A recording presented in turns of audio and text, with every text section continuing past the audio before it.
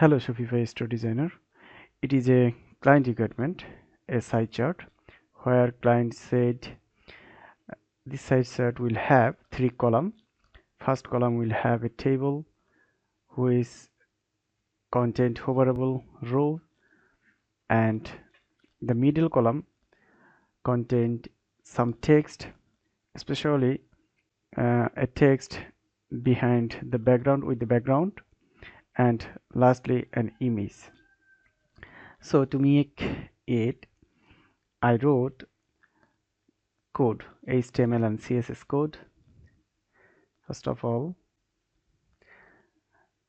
this is the HTML code I have written to make the site chart, and this is the CSS code I have written. Okay, let's see the result. When someone click the size guide, then the site chart will be visible, and it is totally made by coding.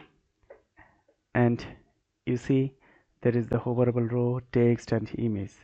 So if you need this type of site chart, you may contact me. Thank you.